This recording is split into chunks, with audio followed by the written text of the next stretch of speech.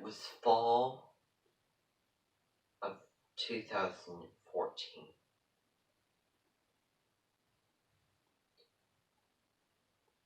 It was probably mid-October, and I was 10 years old at the time.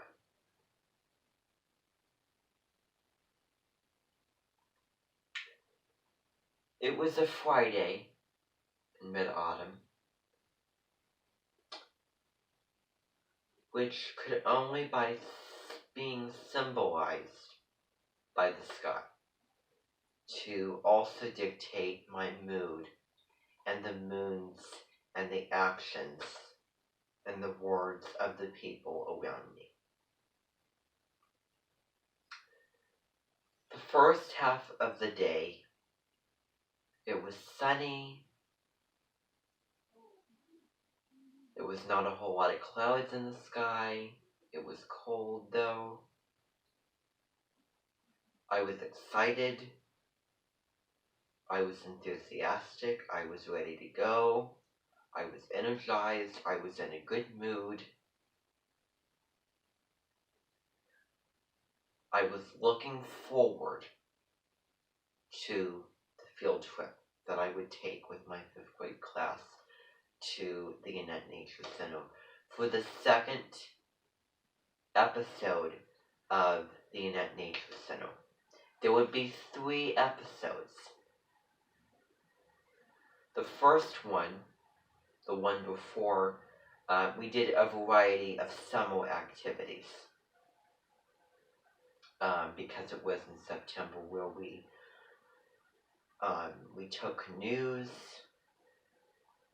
we caught, pond creatures, and also walked on a non-ecological trail with like plastic plates and, cups in it that weren't, from the biosphere.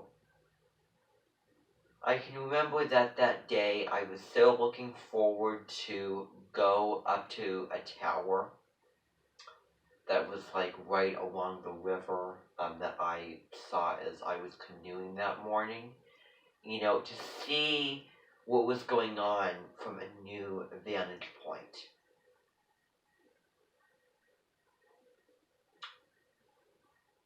To my disappointment, as I was walking up in the hot summer sun, dehydrated, physically exhausted, needing water,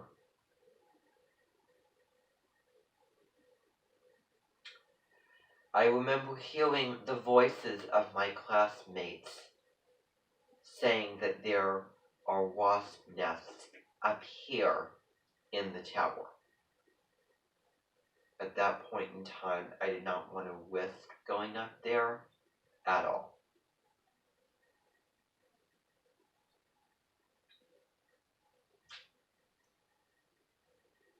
It was very disappointing, but I would not, simply disregard what they were saying because, again, I did not want to throw myself into climbing up all of those steps and then hear the buzzing and see the, the sight of the wasps and then get stung. But my friend Thane was with me at the time, and he is born in the month of August. If you're born, middle to late summer, he was born on the 29th of August. If you're born during that time of year, then you are a risk taker. And those little uncomforts of being hot, itchy, all those things when it comes to bugs, you just have an ability to let them roll right off of you, wash all over you. But I'm still to this day afraid of those creatures. He did encourage me to walk up those steps, get up there. And he said, come on, I'll protect you. But nope. No. I'll let them sting me so that they won't sting you. I admire the maturity. I admire the leadership quality. But I can't do it. You cannot force me to do that. It would have to be like, I don't know, $1,000 prize where I could go buy a mansion and then, you know, do something beyond my wildest dreams for you to get me to go up there and do that.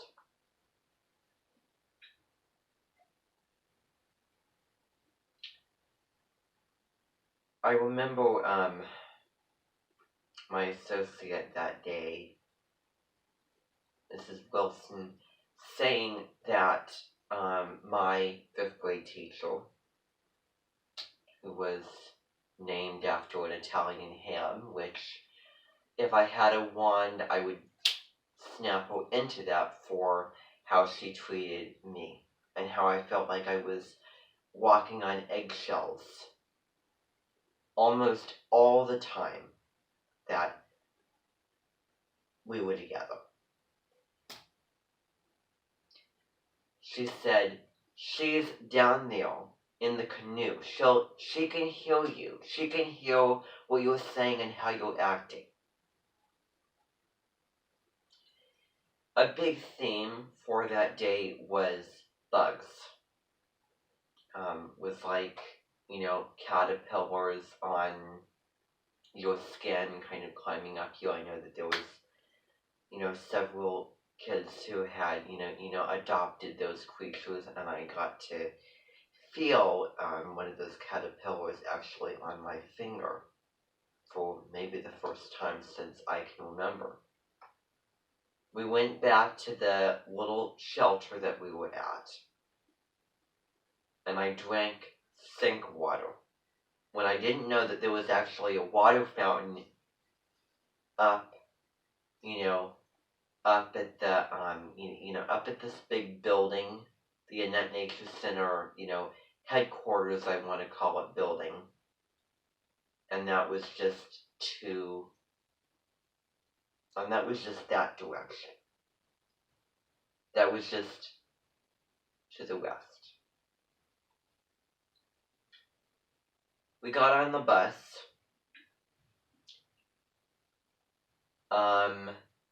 I started out the bus trip. It actually started pretty good, and this was going back to the school, back to Wilder.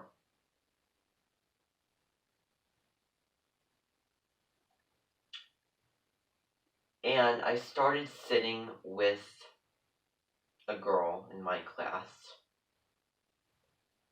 and I wanted to sit with my friend. And when all of a sudden I saw him saying, come here, sit with me, I just, oh my goodness, it was like all of a sudden something went off on me, and he was a magnet drawing me in. Exactly. Just like the siren song. Drawing me in, and I automatically just went over there. I really, really liked him. He was somebody that I felt like I wanted to be with.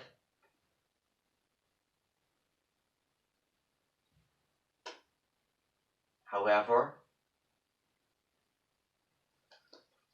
I would sort of regret that.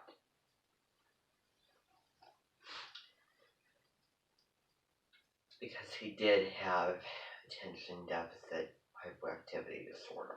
I don't mean to get into the details of that, but I felt like I was kind of walking on eggs, and I felt like, I just did not feel content.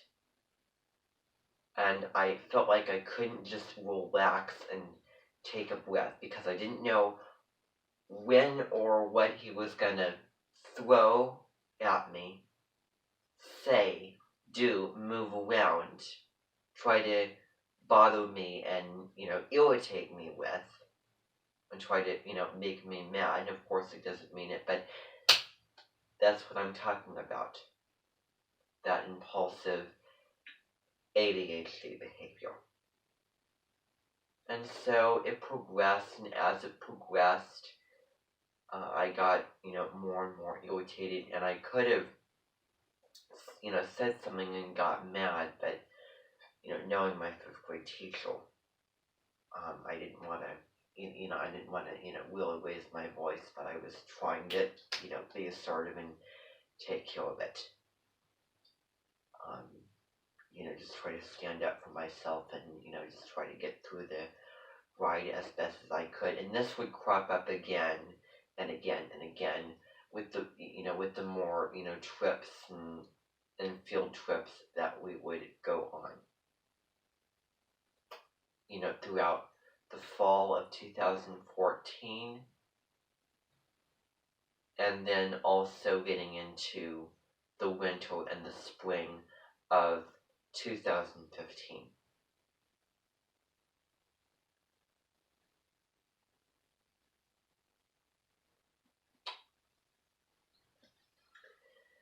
I remember staring.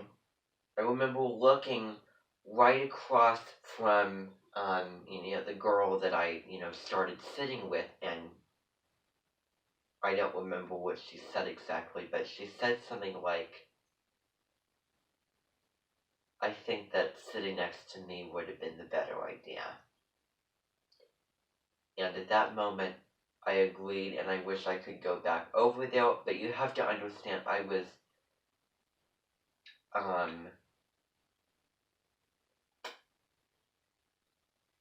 I couldn't do it because I did not want to get caught doing it because the bus was moving.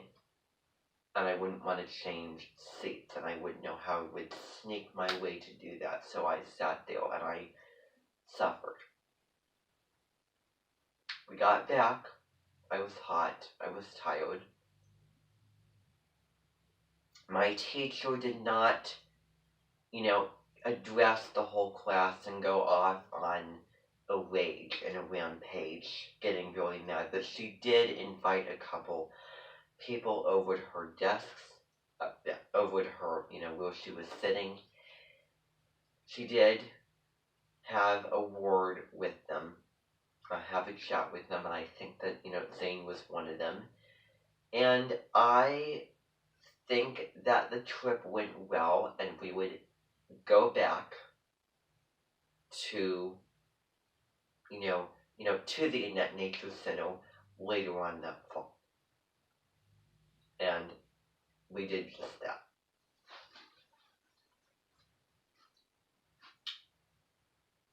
It was Friday morning. I remember waking up that morning, feeling, ready to start the day in a good mood, in a good mindset, feeling emotionally and mentally well. I got up, I sat down, I watched a couple of Chowtalia episodes, on my mom's computer, old clips from old episodes. And if you don't know what Chowtalia is, it's an Italian cooking show, with Marian Esposito. I remember doing that.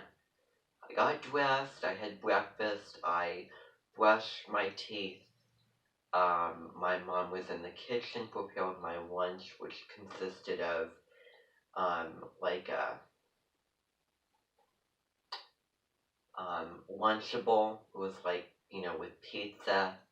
It had like a flat bread pizza with cheese and pepperoni, and I can still taste it thinking about it, with a juice box, some fresh raspberries as well, and maybe another dessert or applesauce to go in there. We got into the car. I put my lunch and backpack into the back seat. Then I got into the car. We rode up the hill to Wilder. It's in that direction. And she dropped me off at the park, the little place where, you drop your kids off right next to the door. And little did I know that later on I would be missing her quite a bit, and I would be feeling very disappointed in how it would go. She said, "Have a nice day, and I hope have fun. I can't wait for you to tell me all about it." Well, at the end of the day, I certainly couldn't wait to get it off my chest.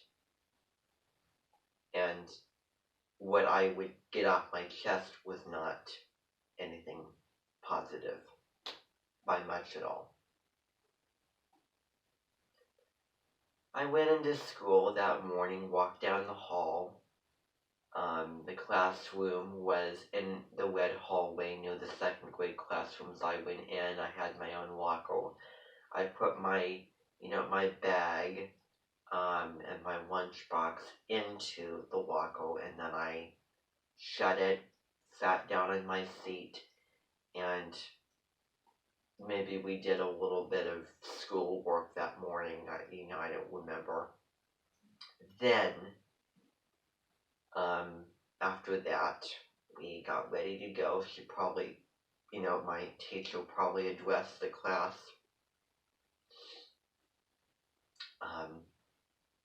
Talking through the expectations and everything, and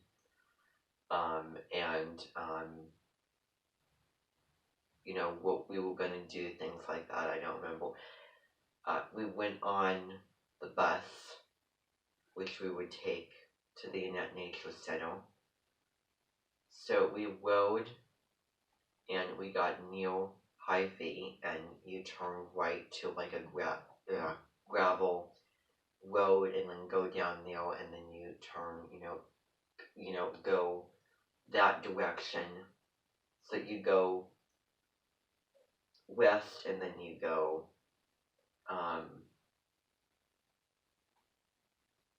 you go south, excuse me, then you go west.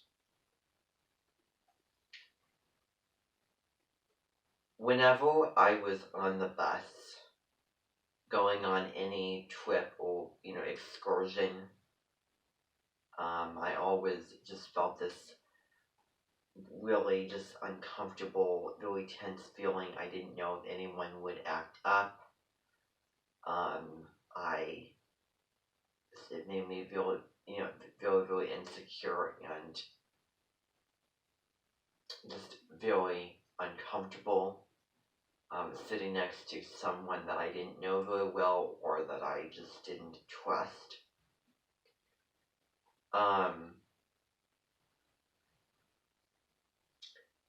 So anyway, it was kind of a neutral, what you'd expect from 5th graders. Bus drive. We got there. We got out. We went to the shelter. And I remember then, Mrs. Jacobson, Miss Jacobson, I can't remember if it was Mrs. or Miss, married or unmarried, widowed, Miss J, kind of went through what the day would look like, how we should act, what are the rules and expectations. And she said, "I don't want anyone complaining. I don't want any one of you complaining, saying, 'I'm cold, I'm cold.' Well, it's your responsibility to bring a sweater or a jacket with you." That was a little mockery she made of like a like a a student who was Then she did the same with saying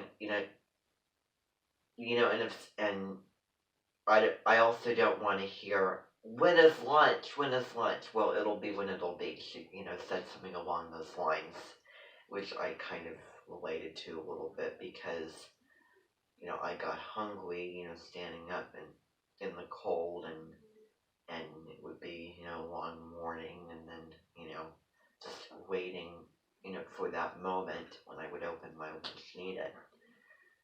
That morning we went into that big building that I talked about, up on the hill that was like the central building for the headquarters for the Nature Center. We went in there, and there was a woman there that was going to be showing us and talking through to us how we would make dream catchers. So the whole theme that we were looking at was Native American survival and lifestyle, the things that they did to survive, the things that they did kind of on the side as entertainment. So one of the things that they did was make dream catchers, and that I did, and I wasn't really good at making a dream catcher. I just didn't it just didn't I had trouble trying to create it, and I had someone to do it with me. Then after that took a while. We then went outside, and Mrs. Jacobson had us do something that involved wood and leaves. And I don't remember what we were doing, but I knew that it had to do with both of those two things. I was partnered up with a group. I remember, walking into the field and touching a leaf. Like touching just like a sappy white poisonous. It wasn't poisonous, but it was just like sticky, and it got on my fingers. And it wasn't that bad, and I didn't, really complain, but just that's kind of one of my pet peeves is, my fingers or my skin or my, legs getting sticky, because I hate stickiness. I had lunch. I had the Lunchable and then the raspberries, and there was like a father, one of the students in my class, who was though that maybe made a comment about raspberries and how maybe he didn't like raspberries. I don't remember. Everybody has their preferences. But so, after lunch was when things started to shift. It was leading into when things would get bad. After we ate lunch, we then went into a field with this woman who ran the Annette Nature Center. Well, she didn't run it, but she was just part of it, and she worked there. We would build a teepee. It would be a team and a group effort, the students collectively. And she talked maybe about, the history and, the culture of teepees and when and how they were used. And then, she said something about it falling down, which was a big theme, which I will get into here. But this might fall down, so fair warning or something like that. I don't remember exactly. Something like that. Maybe it was something else, but it did have to do with the teepee falling. So we all pitched in. I, probably pitched in to create create the thing and build it up. And at that time, the sky was getting cloudy. It was starting to it was becoming cloudy. The sun was going away. The gray clouds were coming in, and then that set the scene. There's a saying, "As above, so below." Exactly how it went. It was coincidence, really, but still, it does make sense. So I'll get into that. So then I remember just what I was feeling was just really, really unsure of you know myself and then them, and I was scared and I was worried and I was nervous that at any moment it could come falling down. And I knew that that she knew what she was doing, but I just did not want to be in a situation with the students that I was with, and then the thing just come crashing down. And it was really, really tall, and she shouldn't have said anything because then she got me all kind of worked up inside. And so I remember going up to her, and I remember asking, is this going to fall down? Is this going to stay up? Um, and I don't know if I asked what you were doing or not. I don't know. I probably didn't. But, she said, no, it's not going to fall down. Don't worry, it's not going to fall down.